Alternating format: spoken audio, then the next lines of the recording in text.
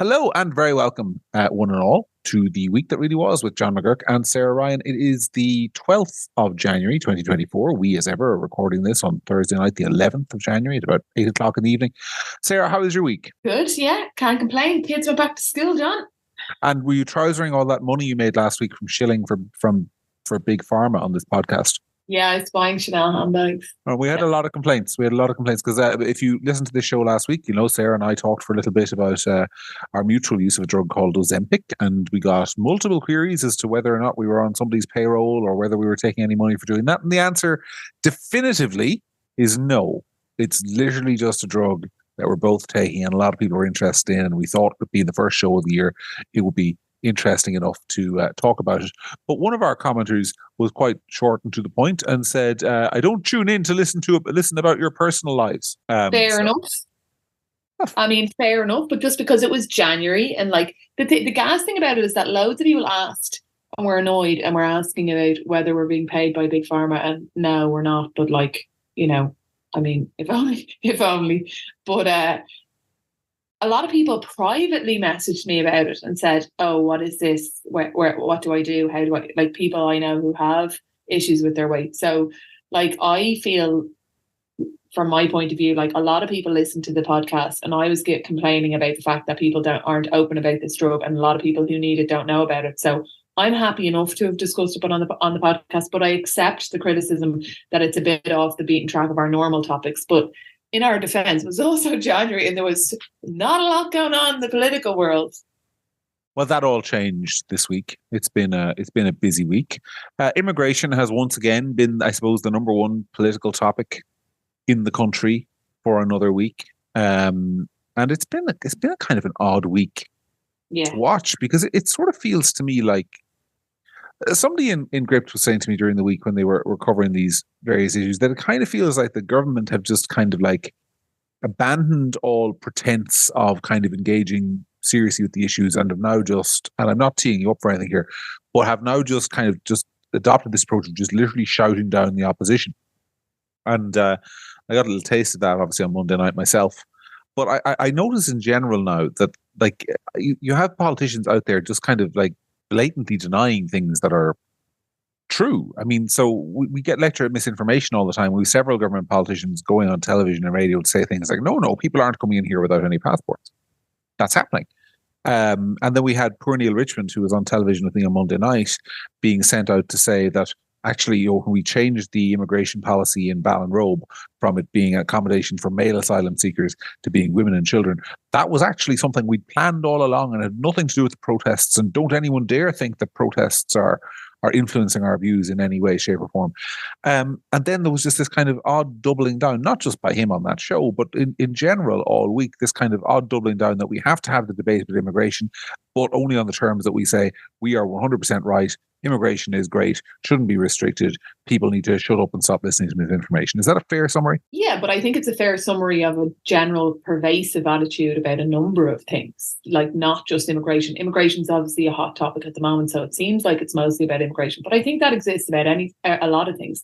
I think that exists about articles by the National Women's Council this week about the upcoming referendum. Like, do they take us for fools? Do they think that people actually believe that piece of the Constitution has actually stopped women from working? Do they think we're stupid? Yeah, for those who don't know what we're talking about, Orla O'Connor of the National Women's Council of Ireland had an opinion piece in the Irish Times, I believe I think it was over the weekend, last weekend. I think it was on last weekend's weekend edition of the paper, where she was making the case for voting yes in the referendums. And she said words to the effect of that the women in the home article in the Constitution obliges the state to keep women from working. Which is funny because she works and her salary is mostly paid for by the state and the taxpayer. Yeah. And it's complete fib. And broadcasted. I mean, obviously the Irish Times didn't tell that lie, but they published it. They would have read the piece before they published it, and they are smart enough to know it's an inaccuracy, and they published it anyway, presumably on the grounds that she has free speech, and if she wants to fib, she's entitled to fib. But really, that excuse wouldn't wash if I published an article with a fib in it like that. Yeah, and I think I'll get back to the immigration point in a sec. I think Michael McDougall did a great article, a counter argument to all of that, and I think the government I'd be becoming increasingly, say for something massive happening between now and the 8th of March, I'd be becoming increasingly confident that the government is going to get a deserved bloody nose in these referenda. But we'll get back to that at some other point. On the immigration thing, yeah, I think that there's a combination of things going on there, but I think one of them is a rising panic in the government about what they're hearing from the public, how far away from them they've allowed the narrative to run on this issue, and largely because of their own incompetent messaging. Like if I was to draw a timeline of where this became hugely problematic for them, and I'm just talking about now from a communications point of view, if we go back to North Inner City and those protests, whatever, coming out and calling everyone who attended that protest racist, let's call it what it is, racism. Like going back to that, their messaging has been absolutely appalling, calling people names, not listening. And now in panic, I think, trying to kind of shout down good points. And you talked just there, or you mentioned briefly that you were on the Tonight Show, or what's it called? I keep forgetting. The Tonight Show. It's the Tonight Show. I just can't get let go of Vincent Brown. And you and I have said on this podcast, like I have a huge amount of time for Neil Richmond, and I think he's a very good senator, and he's very bright, and there's a lot of things that, he's a good politician. But it was like watching somebody whose brief has been, don't let him say those smart things that we know land with people, because just whatever happens, just don't let him say the following four sentences, because what we're finding from either, feedback from the electorate or whatever kind of investigations we're doing, those 4 sentences, which by the way, we can name them now when I finish talking, and they're not completely absurd, they're just common sense sentences, but those kind of statements are landing really well with the public, and the public agree with these kind of statements. So whatever happens, don't let him say those smart things, because we're in trouble here. And I think it's like, I agree with you that there's a kind of a slight shift in the mentality, but I think it's coming from a place of panic. They realise that completely lost the room, that people are fed up being talked to like they're idiots on a number of topics, but this in particular, that people have some concerns about immigration and how immigration is being handled, concerns that could have been addressed and could have been talked out. Like I've said before, you're the Taoiseach, you're the Taoiseach, you're the Minister for Foreign Affairs, you're the Minister for Defence of the whole of Ireland, not just the people you like. And those people should have been engaged with. There should have been a conversation about these things a year ago, and there wasn't. There was just name calling and calling people far right. And now the pool of people who are far right is basically the whole country. The narrative have gotten away from them, and I think they're in a free fall and a panic, and they know that there's local elections coming up, and they're trying to scramble to try and come back with some kind of pretending that suddenly it's not men and it's women or whatever. They don't know. The whole thing has gotten away from them, and I think that what you're seeing is absolute panic on their part, and too good for them, because those there's loads of people in Ireland, and I could sum it up in one sentence. I think that most people in Ireland don't have a particular problem with immigration, think that Ireland would grind to a halt without immigration in multiple, if not all sectors practically, that we are extremely welcoming to people, but there are problems with the access, with the way people come in, with the way people are managed, with the way people who are refused asylum are managed, with the way deportations are. And asking those kind of questions, it shouldn't be that big of a deal. It should be a debate we're mature enough to have, but we're not. And those people have been called far right, and now the whole thing has gotten away from them. 6 months till the local elections, 3 months till a referendum, and I think and Fine Gael TDs and people not running all over the shop. And I think what you're seeing there is just pure panic. And maybe 9 months to a general election, because I was talking to a couple of TDs this week who suggested that September might be a good time for a general election, with the kids just back at school and everyone back from their holidays and in the best mood that they're likely to be in this year. Because no one wants to canvass in the wet and the wind of January and February of next year. So that's just something to think about. Just on the I don't want to talk at length about it, but just on the TV appearance, because it was interesting. Like you, first of all, it's not really that I like Neil. I know Neil going back many years. I mean, I've been in his house, not recently, but like a decade. Did he know you were there? He did know I was there. or actually, I don't want to be. Was it his house? I think it was his house. It might have been somebody else's. But I'm Anyway, pretty the sure it point was is, his. you're friends. The point is, we're friendly. We're not friends by any stretch of the imagination. Like, but we're friendly. We've known each other through friends for years, and he's a good guy. And just for the record, both before and after the show on Monday night, we were perfectly cordial and friendly, and and chatty. But I really did get the sense that he had a game plan going into that program, which was to, as you say, basically be scrappy do, hold me back. And who am I to judge my own appearances? But I didn't think it worked for him, and I think it came across as a little bit panicked. And I also, I felt sorry for him because I struggle to believe that somebody as smart as Neil believed for 1 second that line he was sent out to spin about why the government changed its policy in Ballinrobe. I think the government has a habit of doing this.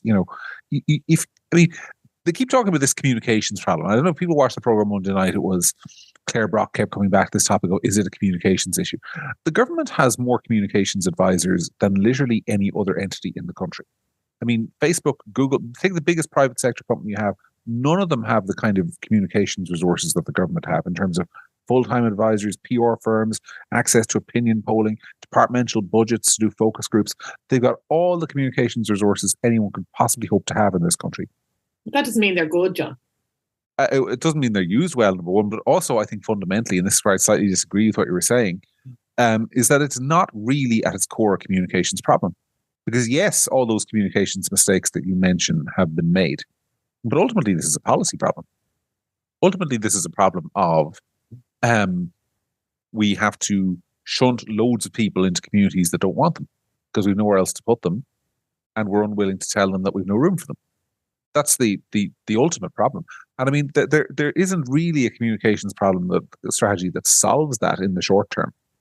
I mean, you could potentially, if this was over a longer term with people coming in more slowly, you could possibly design and implement a communication strategy with implementation. But when your communication strategy is, we're going to send workmen into that dilapidated hotel in your town that's been closed for 20 years on a Wednesday, people are going to find out about it on a Thursday, and migrants are going to arrive on a Friday, you're going to have a backlash.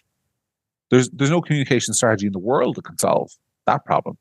Because, and I actually had an argument with somebody today in Gript because there was some talk about this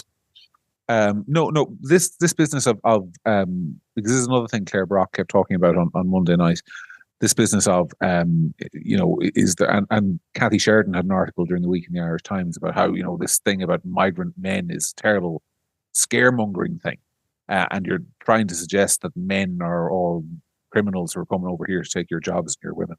But that's why I love data, because if you just look at numbers, that answer can be achieved quite easily. What do you mean? So there's data of how many people are coming into Ireland, when they're coming in, where they're being housed or whatever. And if you look at the numbers, a huge amount of them are men. Yeah, but I think the argument that's being made is that to suggest that it's a problem that they are men is somehow anti-male or bigoted in some way, and I don't think it is. Because I was looking at a report out of Germany today. I think the report wasn't today, and it wasn't the 11th of January. It was, I think, from last week, where they went through figures which do link a huge number of sort of sex crimes to male migrants, and Sweden has had the same experience. And that is not to say, and this is one of the things where the conversation kind of goes off the rails, because you say something like that and the government or somebody in the media jumps on you and say, oh, you're saying all male migrants are rapists or sex criminals or pests. No, that is not what anyone is saying. Just as, by the way, there's another thing Richmond tried on Monday night, and it's a standard line, which is that you can't be against some immigration. You have to be for all immigration or none. So the standard line now is, and I saw Leo Varadkar doing this today, we have to accept migration has been great for Ireland in the round. Well, yeah. I mean, a pint of beer is great for me on a Friday night. 27 pints is not. Mm-hmm. Everything in moderation. And there has to be a line somewhere where you draw the line. But it is not surprising that when you have, as a former man in his 20s years ago, every young people in particular have needs. And I'm not talking sexual needs here. I'm not being gross like that, but I'm saying you need sort of purpose in life. You need activity. You need hope. You need direction.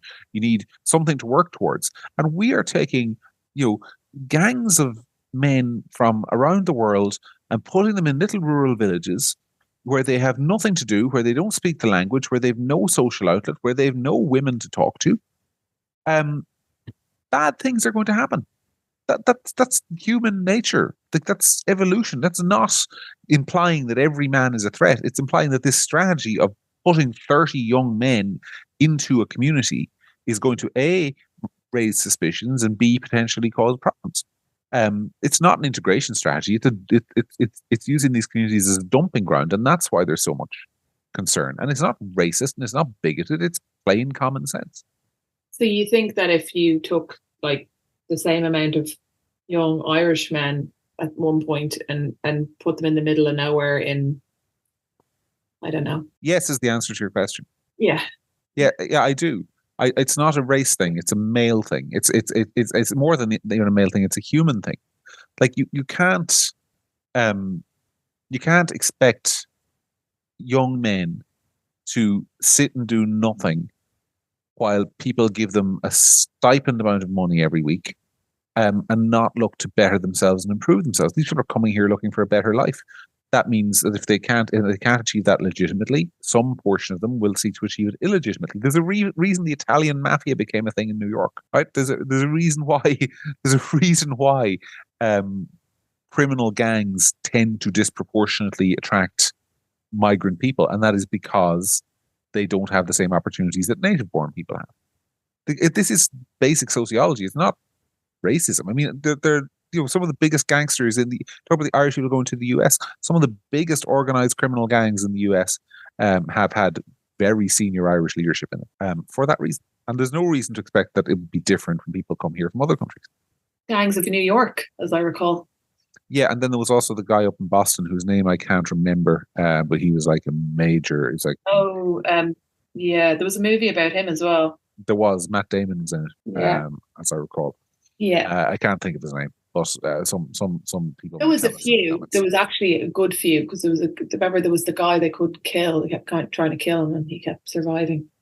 There was a few. Anyway, the point is well made that Irish people have, but even I mean I don't mean to be bad, but like when I was in Australia, I've been in Australia a few times, and when I was in Australia traveling years ago, I was on multiple occasions fairly morto by the behaviour of some of my countrymen in parts of Australia. I'll go one better. I remember speaking to a couple of Australians sort of in the early teens, which was a time, if you remember, lots of Irish people went to Australia during the crash, and there was definitely significant anti-Irish feeling in parts of Australia by the early teens because of the conduct of some Irish, mainly young men.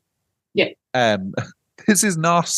I mean, of course, that kind of gets brushed under the carpet here because we're Irish and everyone loves us and everywhere we go they love us. But no, that's historically not been the case, and it's not even been the case in our lifetimes all the time. And it's nothing to do with our race, just as it's nothing to do with the race of somebody from Mali or Afghanistan or wherever if they come here. It is to do with the sociological disposition of young men. I do think there's a particular problem, though, I will say, with and you see this in the figures in Sweden, for example, with young men who come from particularly sexually repressed cultures. I think that's something that we're not allowed to talk about. But there are young men who come from. I mean, Algeria is a country that features high in the nationality of people accused of sexual offences in Sweden, for example, where they record these things. And I think that is inextricably linked to the fact when you come from a country where women are expected to cover themselves from head to foot in black. To a country where women walk around in miniskirts, which is perfectly legitimate.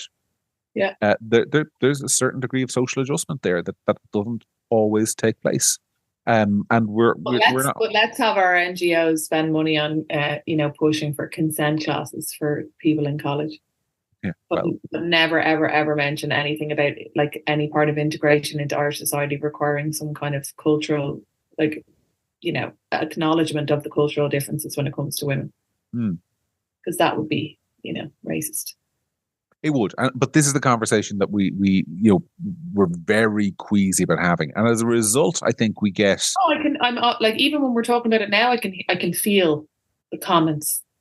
It's like nobody wants to grasp the nettle. Nobody wants to have these hard conversations. Nobody wants to say anything now, but it's the same old. Well, the reason for that is that there are exceptions to every rule. There will be, and this is what's really important to say. There will be young men who come here from the most oppressive, dark, sort of, theocratic Muslim countries in the world, who come here, behave respectfully, try and integrate themselves into the country and build a really good life for them. And there will be some of them who are arriving into a village near you, some of those men. And it's important to remember that. And I think one of the things we should do as a society is try and give people the benefit of the doubt at an individual level. But that doesn't mean that we can't say at a sociological population level, it is a bad idea to invite in hundreds of these people, if not tens of thousands of them, and just dump them around the country in the expectation that all of them will be like that. I mean, there's the benefit, giving people the benefit of the doubt, and then there's just being naive. And that's the thing. But it comes back to this sort of Irish debating rule, which is how we discuss things, which is that there's, for liberals, remember 5 or 6 years ago, liberals used to say that everything was nuanced. Well, now nothing is nuanced. So you can't say, most immigrants good, but let's be clear, some of them are going to pose a risk. Now you can't say some are going to pose a risk without being a racist and condemning all of them. Or you can't express a concern about the sensibility of putting men solely into a community without being accused of being, stirring up racial hatred and suspicion. I mean, I listen to this conversation, and if you think that's what I'm doing, you need to go back to English language comprehension school. It's not. The people who say you're doing that, like this whole thing, and I'm really like tired of it now, of like that you're stirring up, like, first of all, like, nobody's stirring any. It's like, instead of it's another tactic to never face the issue head on, is to blame John McGurk and Gript. This wouldn't be happening except you've been rabble-rousing up the simpletons in the public and teaching them how to be bold when they didn't know any better, and they didn't even know about racism until you taught it to them, John. Like, I'm tired of it. Does anybody really believe that if they go out, walk around Ireland tomorrow and have a conversation with 20 people, that immigration won't be a subject that half of those people might bring up? Yeah, and by the way, of those people, I mean, I'd love about that many readers. I really would, but I know how many readers we have, and it's very impressive. Yeah, it is. I'm really happy with the size of our audience, but the idea that people are concerned in Ireland because of Gript Media, I mean, most people don't know who we are. And by the way, you're advertising us. People came to Gript because you're ignoring them. People didn't become racist because they came to Gript. Do you know what I mean? Like, this isn't a construction of someone's ideology. Like, this isn't constructed by someone's massive, amazing PR and communication skills via their online website. This has been constructed by your bad communication and, to your point earlier on, obviously your bad policy. Yeah. And speaking of bad policy, did we talk about what happened in Rosslare? No. With the people arriving in and then going missing?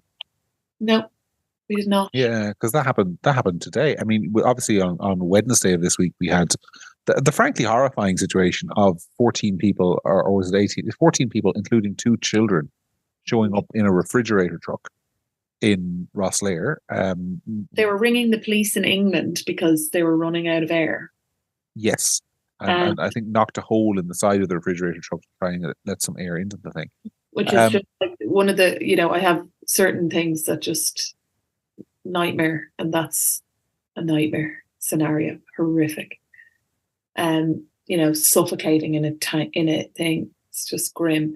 But they arrived, and then when they opened up, they didn't even know they were coming to Ireland. They didn't even know where they were. It seems fairly apparent to me that they're probably their intended destination with the UK. Right. And they've ended up in Rosslare. And now 8 of them have gone missing. So the Irish state rescued these people from a truck, took them to an asylum centre in Dublin. Now 8 of them have gone missing. And, all of this, all so far so sort of sad and so sort of normal. But the bit that gets me is the Garda Síochána have said they're not looking for the 8 people. They're genuinely have no interest in where these people have gone. They're not looking for them because they haven't committed any criminal offence, which is bizarre to me because surely they're missing people up and down the country. Every week we get a notification in from the Gardaí about a missing person. Usually, I have to say, a young teenage girl, and it's this girl has been missing. We're looking for her. There are concerns about her welfare, and usually in those cases, they're thankfully found alive. Usually, some other town where they've run off with somebody or something. But in this case, shouldn't we be actively looking for these people? Shouldn't there be concerns about their welfare? I mean, for all we know, they've been rounded up by a criminal gang and sold into prostitution. And the Gardaí say we're not looking for them. I mean, that strikes me as, if you criticize immigration, you're callous, but is that not really callous? Well, I think it's callous to say, to have people arrive in Ireland seeking asylum and give them a tent, Well, that's true. There's a lot, of callousness. I mean, I said to somebody the other day, like, if I'm on this podcast next week and I tell you that Keith and I are, going to foster some children, 8 of them, but we don't actually have any bedrooms or food for them. We're just going to put them in the garden. Do we get a pat on the back for how nice we are? Like, you're not really being respectful of people's basic human rights if you start giving them tents and saying sleep in a tent outside the offices. Like, we're not doing a good job. No, we're not. But I mean, we're not the far right. We're bringing them in. That's the main thing. And we're not going to put any cap on the numbers or do anything that might restrict people coming here because that would be mean. I mean, that's basically where the debate is. It would be mean if we did that. So we're not going to do it. Well, we don't like, it doesn't matter what it is. It only matters what it looks like, John.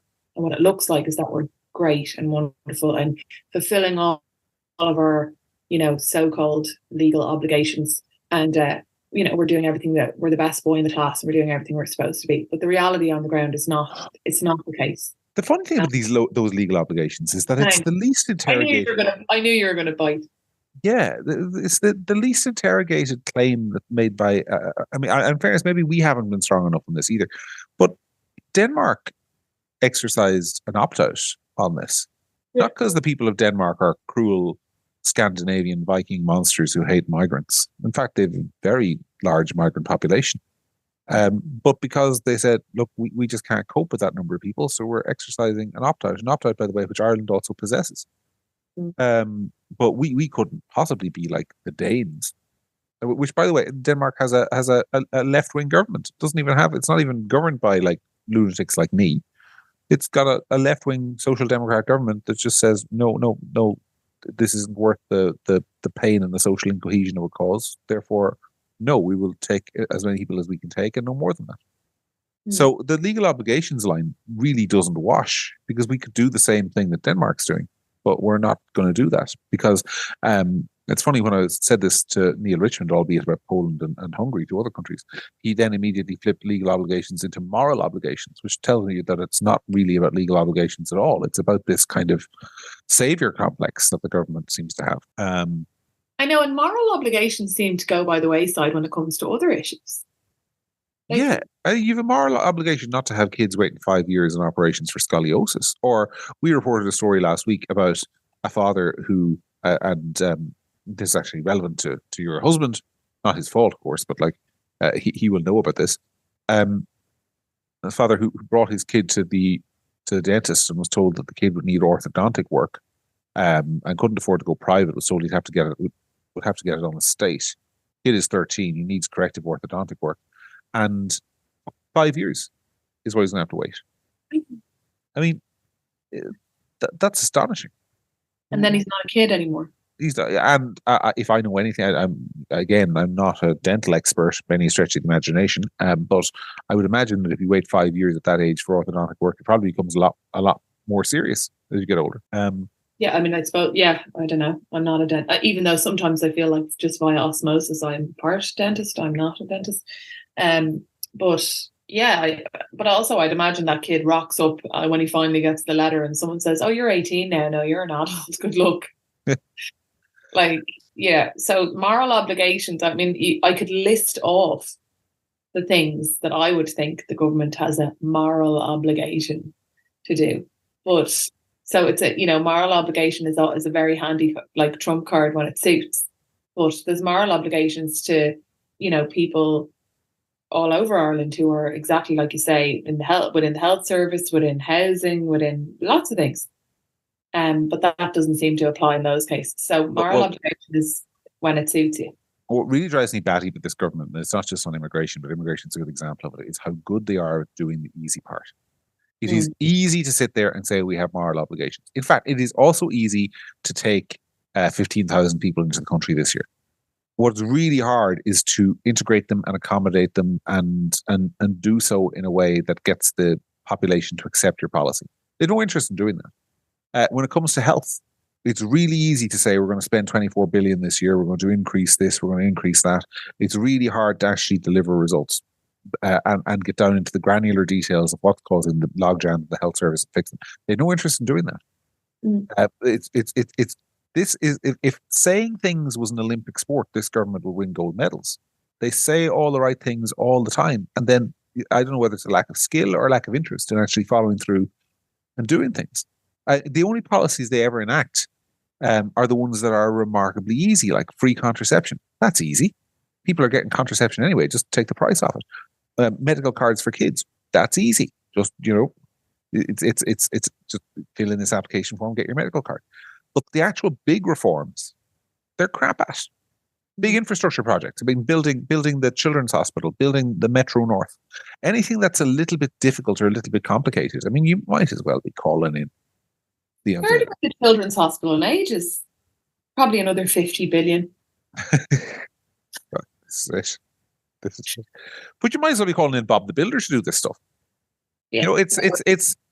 Is he still a thing, by the way? I don't have young kids. I remember Bob the Builder was a big thing there a few years ago. I haven't come across him, but yeah, I'm sure. I don't know. He's probably not allowed anymore. He's probably a racist or something. Well, he's a bad role model because he's a man who does the building. You got yeah, likely. He succumbed to the far right, and now he's been cancelled. I had to spend some time with my nephews and nieces over Christmas, and I love my nephews and nieces dearly, and they're all small kids and they all watch children's programs. But as an aside, so instead of talking about Ozempic, the next time we've nothing to talk about, I want to go on a lengthy rant about how they have ruined kids' programs and how they were much better when you and I were kids. But that's a separate conversation. Anyway, what else caught your eye this week? What else caught my eye this week? So Anders Breivik, the individual who killed 68 people in Norway, he has this appeal for his saying that he's lonely and his human rights are being infringed upon by the fact that he's not allowed to have human interaction. How long ago was that? Because I remember it, but I think it was quite a long time ago, wasn't it? Was it more than 10 years ago? That's a good question. I have to look that up when it was. Are you sure 10 years ago? It was 22nd of July 2011. So yeah, a long time ago. I would have thought that was. If you'd asked me now, I would have said 4. Anyway, he's taking this case because he's lonely and poor guy and all that. If he hadn't shot 68 people, he'd have 68 people to talk to. But I just think really interesting kind of is the families of those 68 people are obviously like angry that he's back in the media or whatever. But it's an interesting kind of question about he's in solitary confinement. He, wants to be able to, at the very least, respond to letters and correspondence that he gets from other lunatics who want to talk to him. And I think it's absolutely appropriate that he shouldn't be allowed to talk to anyone. And he's saying that he's becoming suicidal. I think they should absolutely make sure he doesn't commit suicide, because if he's miserable, he should continue with that misery for as long as possible. Well, can I just say, I think his case is the perfect riposte to anyone out there who supports the death penalty. Because I get it. I get supporting the death penalty. I get saying people should die for their crimes. I completely understand the arguments for it, and I understand where people are coming from. But in terms of punishment, Anders Breivik is 44 years old. So he went into prison when he was 31, 32, something like that. He has, if he lives a natural life, he has a good 40 years ahead of him. And he has no human interaction whatsoever. He is in a cell with 4 walls, 24 hours a day, 7 days a week. I mean, I think death would be preferable. I really do. I think that is the definition of a fate worse than death. What he's going through. So I understand completely why he's suing to be allowed to talk to people. I hope he loses, but I understand completely why he's suing. I mean, he killed 68 young people in cold blood because he thought he was advancing some kind of agenda. But yeah, I think his case is that's what should happen to people when they commit crimes like that. And that's what should happen to people in Ireland when they commit crimes. That and obviously touch wood, it never did, but like if it were to happen in Ireland, that's the kind of sentence they should get in Ireland as well. Yeah, it's an interesting one anyway. I'm following it because it's a kind of a perverse like fascination that he's even allowed out of the cell and allowed to be back in court and allowed to be back in the media, which there's no doubt about it. Obviously, tortures the families of the people of the victims, but I just think, yeah, like you're absolutely right that it does when you really think about it. People, there's photos of his cell, and he's got exercise machine, and he can read, like he's got reading materials or whatever. And when you first look at it, it's like, oh, that's too good for him, shouldn't be allowed. But I'd say it does like make you think about the death penalty, that like maybe like death would be a release for him. I work from home, right? I work from home, and it's me and the dog here when Orla is away during the day. And today, Thursday is always quite long. She's a very bad timetable on Thursday, so she's away for most of the day. And like I talk to her in the morning, I talk to her in the evening when she comes home, and I find that day without kind of other human contact, there are days I can find to be quite long. So yeah, somebody who says that it's okay, he's got a bike. Human contact is sort of the fundamental human need. And that's why solitary confinement is such an awful punishment. Even just like I'm at home most days with small kids, and even small kid like mine and small kids on your own is very isolating. Like like I'm lucky that I have a couple of neighbours, and they're in the same position. We kind of have a cup of tea or whatever. But like those adult interactions for me are really important, because I will be with small kids all the time, and even that on itself is very isolating. Never mind being alone without anybody. You know what I mean? Yeah, exactly. I even got the dog, and it's for a couple of hours in the daytime. So yeah. Look, but if any crime warrants what he's suffering, the crime he committed warrants it. So he's a long way to go to serve a year for even one of those, for every one of those deaths, put it that way. If he served a year for each of the 68 people he killed, he'll be in there a long time. I want to actually, speaking of things legal, I was kind of taken by the case this week of the lady whose name I can't remember off the top of my head. I think it was Jacinta McSherry, something or other. She's a teacher up in Donegal, and Jacinta McSherry O'Connor. And she was convicted of sexually abusing, I should say more appropriately, a 13-year-old boy all the way back in 1985, and sentenced to 3 years in prison.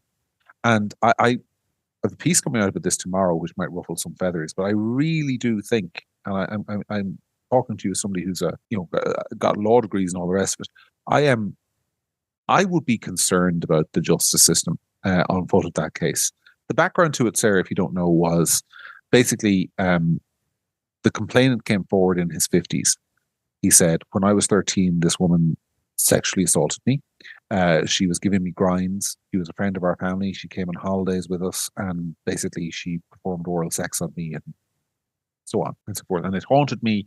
And now, finally, 40 years later, I want to make a complaint. So he was 13 and she was what age? 24. Right. Now, her defense was, this never happened. Yes, we were close. Yes, we were friendly. Yes, I gave him grinds. Yes, I think he might have had a crush on me. But I've been with my husband. I was with my husband, the man who is now my husband, at the time. He is supporting me through this trial. He's sticking by me. He believes me. I have references from 40 colleagues who say this just doesn't accord with the person they know at all. And I didn't do it. That was basically her defense. And the prosecution barrister said, well, why would this man lie? And the defense barrister said, well, how can you be certain about events that happened 40 years ago? The jury deliberated for 11 hours, which is a long time for a jury to be out, and eventually came back with a majority verdict, 11-2, that she's guilty, and she was sentenced to prison today. the verdict now was last November. She was sentenced to prison today for 3 years. And I mean, obviously, you got to respect the jury. You got to say the jury went in there, they heard the whole case, they listened to the evidence, they obviously took it very seriously because they were out for 11 hours, and they came back with a majority guilty verdict. But I really don't know how a case like that could have been taken, because in a lot of these historic abuse cases, Sarah, where there's, it's a teacher or it's a priest or something. There was another one last week, for example, of a judge actually who was convicted of historic sexual abuse. But there were multiple. There were former Fianna Fáil councillor as well, I think. Yes, there were multiple complainants. There were like multiple people telling the same story, which all unconnected to each other, which paints a picture for a jury, and you can say because there's a real case there. I don't know how fair it is. I'll put it this way: I don't know how fair it is to ask a jury to decide on guilt beyond reasonable doubt when there is one complainant and one defendant, and the events took place 40 years ago and there's no forensic evidence. Hold on a second now. Well, this is it. This is where you can put me. Hold on a second now. Put me right. No, I mean, come on, John.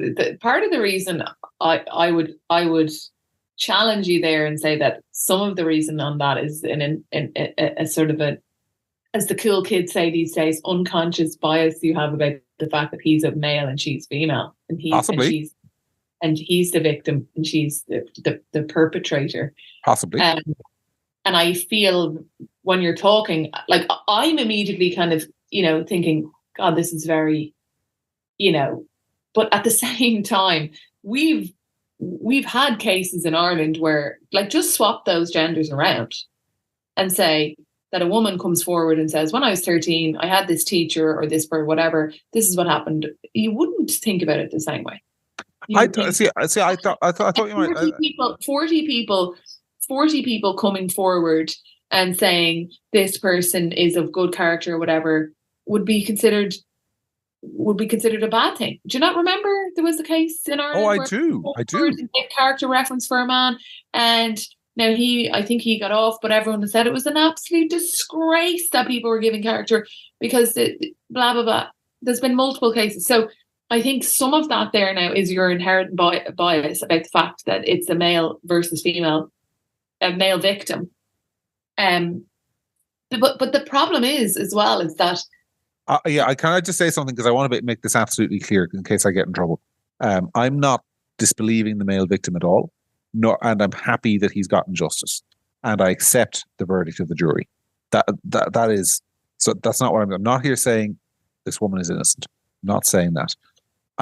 What I'm saying is that for me to ask a jury to decide on that case, and I'm not sure if I were the DPP, I would have sent it forward to trial, because I don't know how it is possible to establish the facts beyond a reasonable doubt. And in these cases you mentioned, what I'd say to you, if the gender were reversed, I'd be asking the same questions. Like, generally speaking, the pattern has appeared to be in Irish cases that where there's cases of, if somebody's interested in sexually abusing children, they usually don't stop after one. There's usually multiple victims who come forward, and that was. Okay. But John, but if you follow that through and you think about it, you have to say, well, there's people out there who've sexually abused, let's say 4 or 5 children, and then those people grow up, and some of them don't want to be involved. They don't want to talk about it. They have their reasons or whatever. Like, the problem with sexual abuse cases, especially historical ones like this, and in Ireland there's many, we don't have a statute of limitations on sexual abuse cases like that, for the very reason that it takes people years to come forward. And the nature of it is that if you come forward after years and years and years and years and years, the chances of you having evidence of, apart from potentially other victims, but if it's just you, and most likely you don't know if there are other victims come forward or not, the chance of you having evidence, you're not going to have screenshots, you're not going to have photos, you're not going to have, letters, you're not going to have evidence of CCTV footage or whatever, emails, whatever. You're not going to have evidence. So that's the difficulty with these cases. That's why they're so hard. But if you follow through with what you're saying and say it's very difficult to ask a jury to come to a conclusion on a case like this, then what follows from that is to go back to putting statute of limitations on these kind of cases, because you're right, it is really hard to ask a jury. If you're on a jury and I'm on a jury, to ask us to say, okay, take your pick here, who's made the better case, who's lying, because one person is lying and there's very little evidence except for a word of his story and her story. It is a huge responsibility to put on a jury, and it is unfair.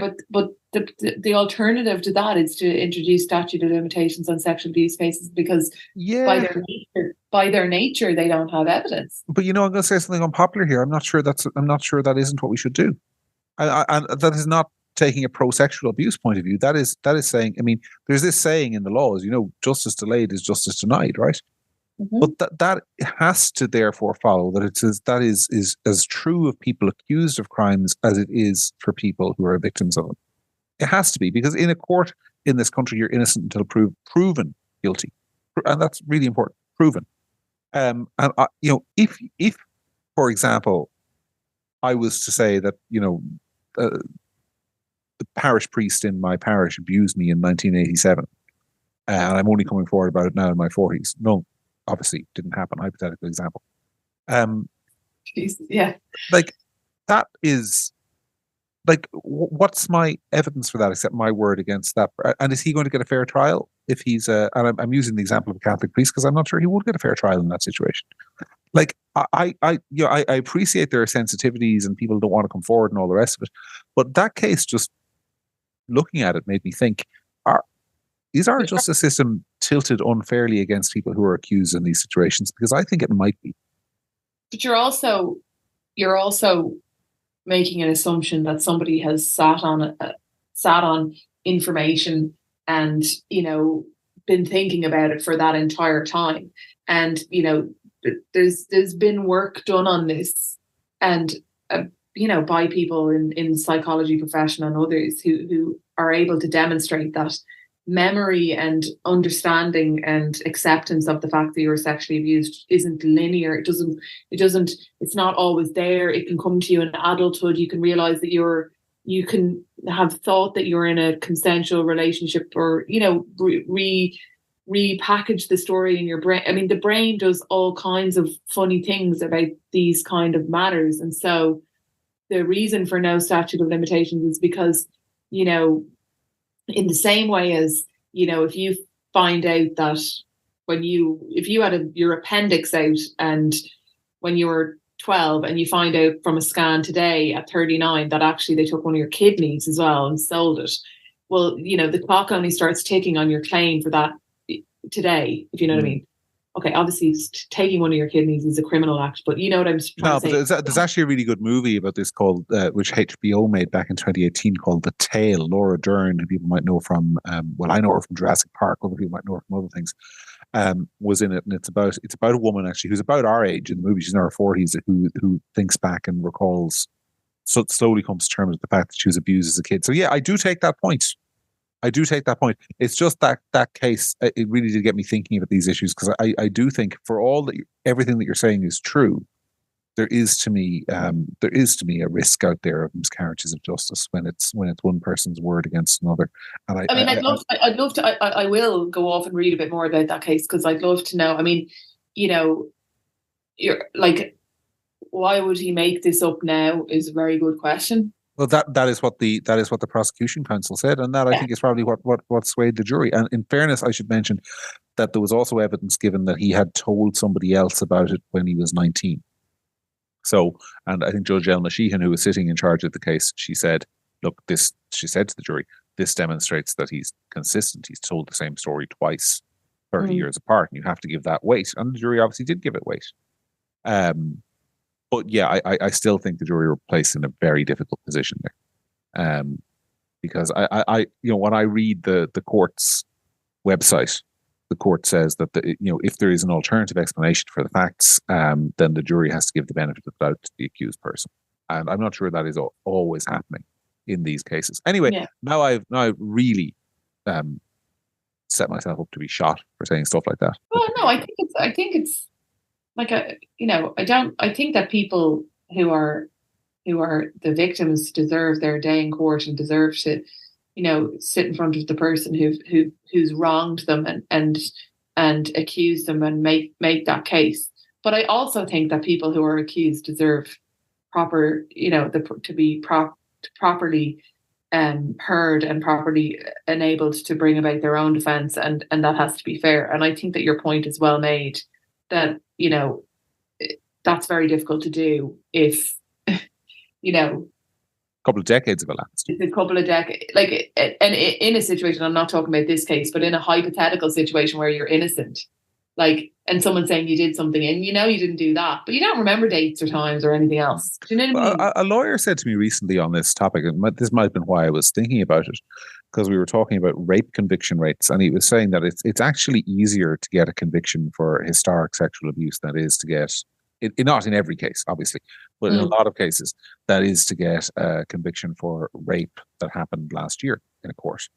Because the events are so far removed, it's much easier, particularly when it's two adults, obviously, to argue that there was consent involved or blah blah blah.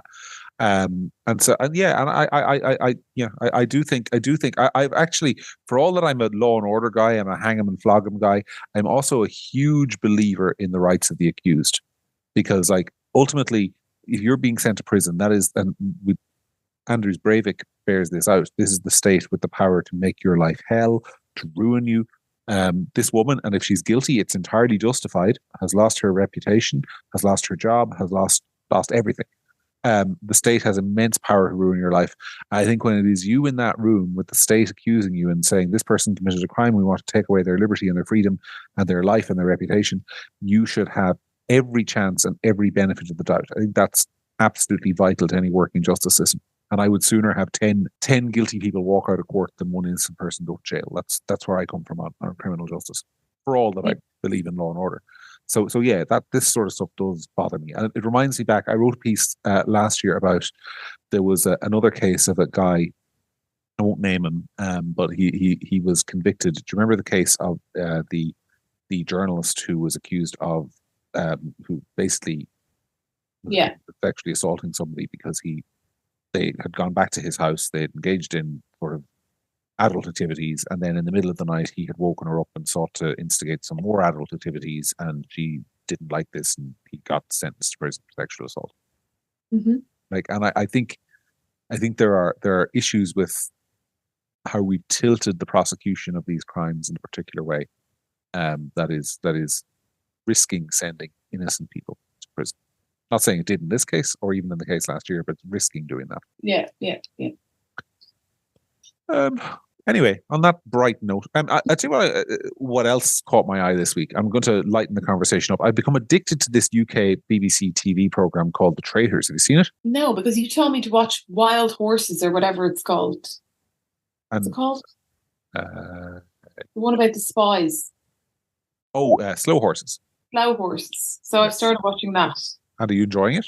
Yeah, it's good. We've only watched a couple of episodes, but I did actually, speaking of things we talked about the last time, I finished that book Prophet Song. Mm-hmm. Boy, oh boy, is it heavy going. Won a Booker Prize. Yeah, books that win a Booker Prize, I have a policy of not reading them deliberately. As in, like, I may read one by accident and find out it's won a Booker Prize, but I tend to find that Booker Prize is like, one of the things I've noticed for the last couple of decades really is that I've never enjoyed a movie that's won Best Picture at the Oscars, because the Academy tends to go for a kind of like what I would call kind of pretentious films. Yeah. And I haven't read this book, but I'm just saying in general I find that the Booker Prize tends to go to pretentious books. Well, I have to say, so we discussed it last night, and one of our comments on Twitter, one of our regular commenters, actually, I won't name him just in case he doesn't want to be named, but he said that, I think he'd read it, and he said that he thinks it won the Booker Prize because that the writer had created, I mentioned last time, it's about a kind of a post Ireland has been kind of taken over by a It's Ireland with me in charge, basically, isn't it? It definitely gets into the characters of who's in government, but it's a government that basically starts taking civilians, off the streets who speak out against them, and people disappear and all that kind of stuff. You could make the case that it's left wing or right wing all day if you like. It's not really about that. Mm-hmm. But anyway, our commenter said that he thinks that it won because that the writer has created this kind of very amazing kind of sinister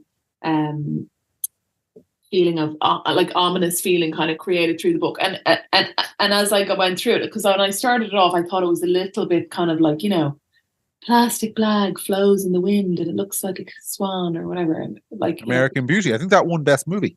There you go. But like that kind of shite, basically. And I felt a little bit at the start like, oh no, is this going to be this? And I also was worried that it was going to turn into some kind of woke sort of like, oh, right, never vote for right-wing people because this is what happens kind of cautionary tale. But it's actually like The Handmaid's Tale. That is ironic because you could argue that lots of things that are happening in the world on the left side are Handmaid's Tale-esque, a lot of the more liberal approaches to things. But anyway, that's a whole other show. But no, I think what my takeaway from that book is that it's good. It's very, very sad and it's very, very harrowing. And there was parts of it that I was traumatized, but it's worth reading. Yeah, you see, I don't like harrowing. Orla gives me awful abuse when we watch a program because her favorite TV show is like not her favorite TV show. Her favorite genre of TV show generally starts with two people speaking Swedish in a forest. One of them is an alcoholic detective, and they've just discovered a body buried somewhere, and then it kind of goes into all kind of weird Nordic shit. That's her genre. I have this thing. I don't like harrowing, and I don't like. I want to be entertained, but I don't want to feel sad if I'm watching a program. I like. That's not to say I won't watch. I mean, Game of Thrones broke me when they killed the dragons.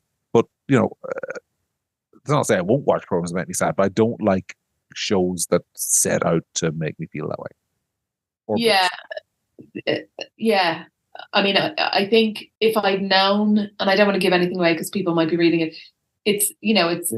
It's about a woman and her children in Ireland, and her husband is gone. He's been just disappeared by the government, and it's about her and her family trying to survive. And if I'd known, having children myself, how the whole thing would play out, I mightn't have read it. But it's a very good book. I wouldn't. If somebody's looking for something and doesn't mind harrowing, and there's always a kind of a sad kind of thrill in reading a book that's based in Ireland and Dublin. Do you not think? Because it names all the places, it's kind of nerdy. Yeah, true. But I know what you're saying. I mean, I've never watched Sophie's Choice because I know the story, and I don't particularly. It's enough for me to know things like that happened without having to watch them happen. So yeah, but yeah, I get what you're saying. And look, Sarah read the book. Sarah enjoyed it. So if you're the kind of person who likes that sort of stuff, what's it called, Sarah, again? Prophet Song. Well, anyway, the thing I've been watching, because as we have established, my tastes are much trashier than yours. Is this British reality TV show called The Traitors, which is on BBC at 9:00, I think Wednesday to Friday every week. I think you can probably catch up on the first 3 episodes if you want to watch it. But basically, they put like 20 people in a Scottish castle, and they randomly assign 4 of them as traitors, and the traitors have to murder somebody. It's like a murder mystery thing, but it's really, really good because it's basically 20 ordinary people turning on each other, trying to figure out who amongst them is killing the other people. I'm not selling it. I know I'm not selling it, but trust me, it's entertaining. So I've been watching that, and also a TV show which I think is a couple of years old now, made by the people who made The Wire, called We Own This City, which is about the corruption of Baltimore cops in the mid-2010s. I didn't expect to like it. I thought it would be kind of woke, and it is a little bit, but it's also very, very good. Some great acting in it. So that is your culture for the week. Is there anything we've missed that we said we wanted to talk about and haven't talked about? There's this. Is it the Irish something against racism? They're doing these radio ads. They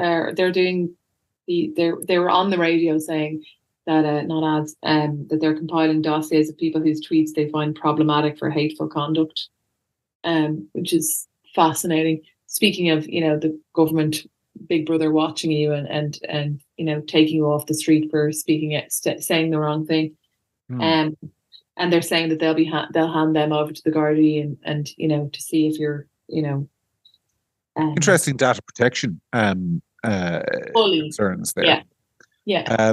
But I mean, more goes to kind of like this kind of attitude they have, that they can kind of. I mean, I did a piece for today, published Thursday, about the World Economic Forum came out this week and said that artificial intelligence generated disinformation in countries with elections this year was the biggest global threat they faced. And great. So global warming has been fixed, is it? Yeah, exactly.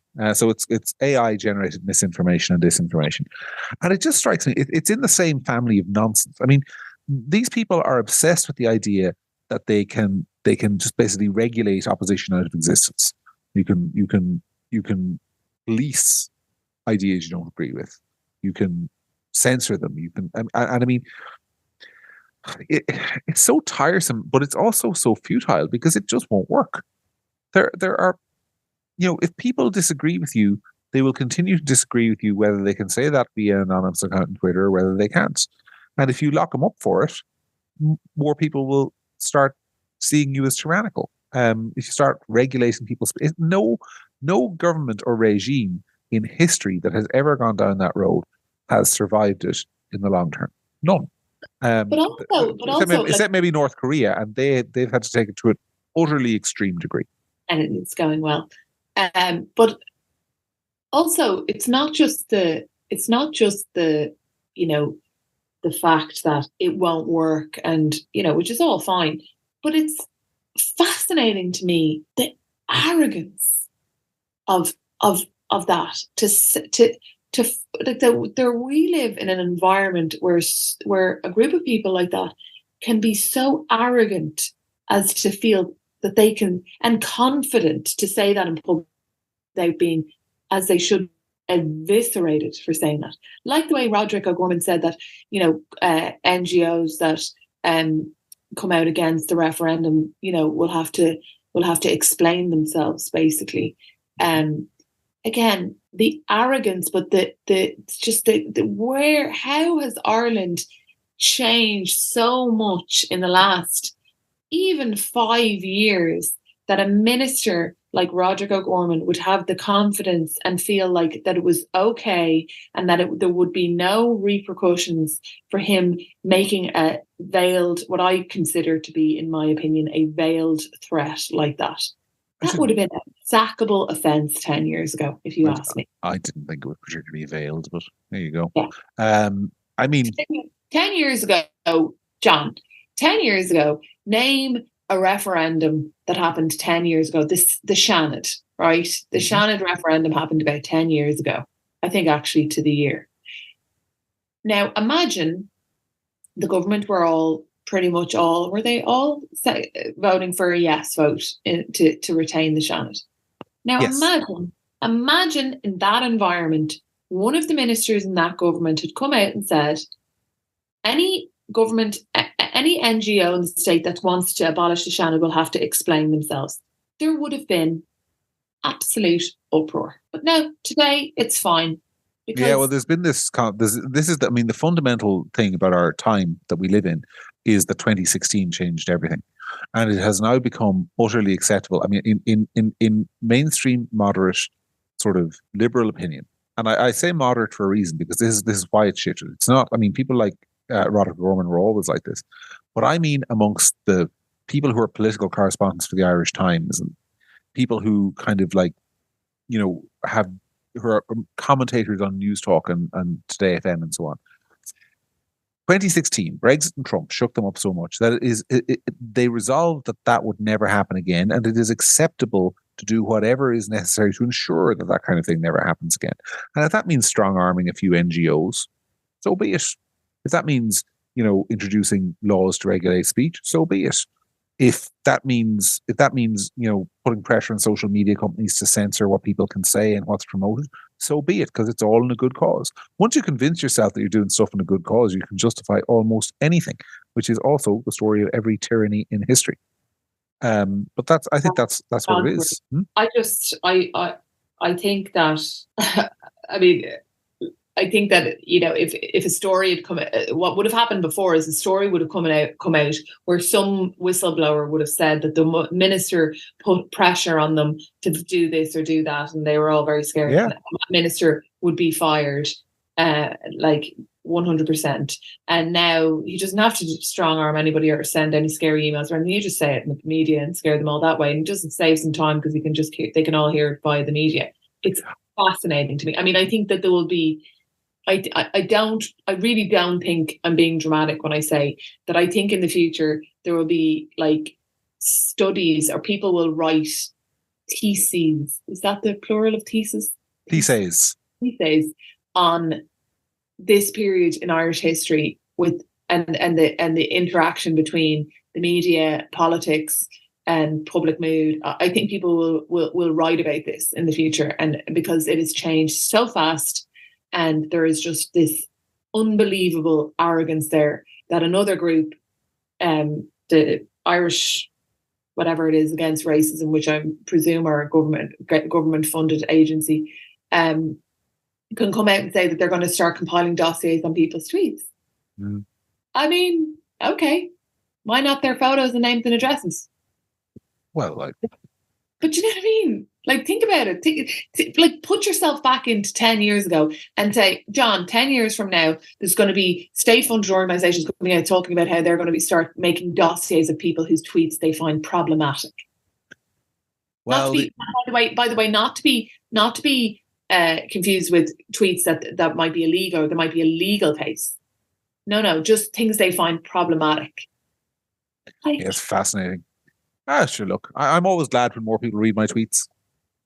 And I suspect a few of mine are going to end up in there. Probably yours too. You can get quite spicy lately. You would go with Joe Brolly. But I think we might save that for next week's episode because we're way over time. Well, it'll be yeah. I had to go Joe Brolly because Joe Brolly is a mean man who wrote a horrible article about the young darts semi or second place. I could talk about Luke Littler all night. I'm so impressed with him. Well, I don't know anything about him, but I know that he's 16, and ultimately, real quick, Joe Brolly wrote a really mean-spirited article about him, saying about his weight, his size, his appearance, and giving him some kudos for his achievements. But ultimately, as I pointed out to Keith yesterday, it's still a really mean article and if you were Littler's father or mother, you wouldn't want him to read it, even though it has some vague praise for him within it. It's still commenting on his appearance, and it's horrible. And it's saying that he's a combination. He's like someone not attractive and some other not attractive person had a baby, and the result is Luke Littler. Well, I think that Joe Brolly is like that mean drunk man in the pub who says horrible things to everyone around him, and the really horrible teacher you had in school who kind of got off on ridiculing people and putting people down. I think those two having a pet baby is Joe Brolly. Yeah, I read the article. I just thought it was just unfortunately. I mean, I say this genuinely. I used to love Joe Brolly. I thought he was one of the few people in the country who's ever made GA punditry interesting, because when I was growing up, I used to watch the Sunday Game, and you'd have Pat Spillane and Colin O'Rourke and Michael Lister sitting there, and you compared it to sort of like the soccer punditry where you'd have Dunphy and Giles tearing strips of each other. He was so kind of stale by comparison. And Joe Brolly is one of the few people who ever actually shook it up and was prepared to say controversial things and challenge players and kind of go against this GA ethos of kind of like, you can never say anything critical about a player's performance because they're amateurs. And I think he was, but in the last year or so, and not just on the Luke Littler stuff, but in his political contributions, I don't mind anyone being left wing. Don't get me. There are lots of people out there, and many of them are friends of mine who probably share a lot of his views, including on his very loud about Israel and Gaza at the moment. There are a lot of people who will agree with him on that. But there's a tone and a meanness and a nastiness to the stuff he's been saying, which is just unpleasant. Yeah, I thought his article about Luke Littler was deeply unpleasant. I don't know anything about him. I don't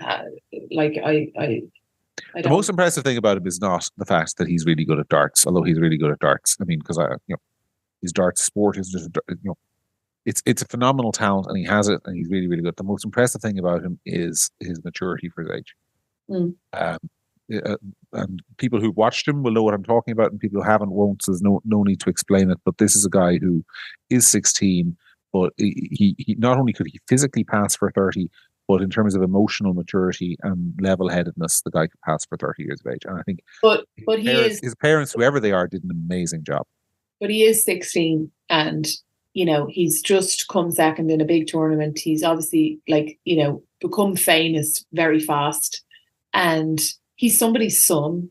And, that article just rubbed me up the wrong way, because I just think, in general, we've had this conversation before about people like Dylan Mulvaney and people that we agree with some of their points, but we don't like when they're mean about people, about the way they look or whatever. Like the 16-year-old who's just gotten famous in the last week, leave it out on the weight and the appearance, for God's sake. Completely agree. I'll make one point though about Luke Littler. And I'm sure, I hope this doesn't fail your mean test. He has a 21-year-old girlfriend.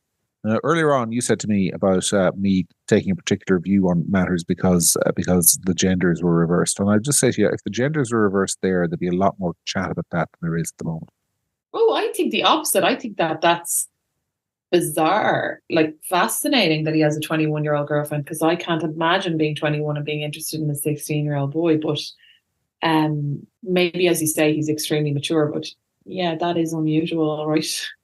It is, but and fair play to him, and as long as there's nothing illegal happening, fair. That my attitude is live and let live, but I'm not sure that attitude would be shit. He's 17 already, is he?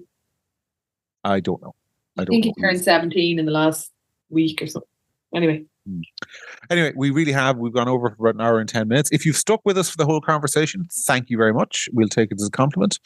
If you haven't, you won't hear this, so it's not relevant, but we'll be back next week, as we always are, for another edition of The Week That Really Was. Until then, from Sarah and from myself, thanks so much for listening, and we will see you 1 week from today.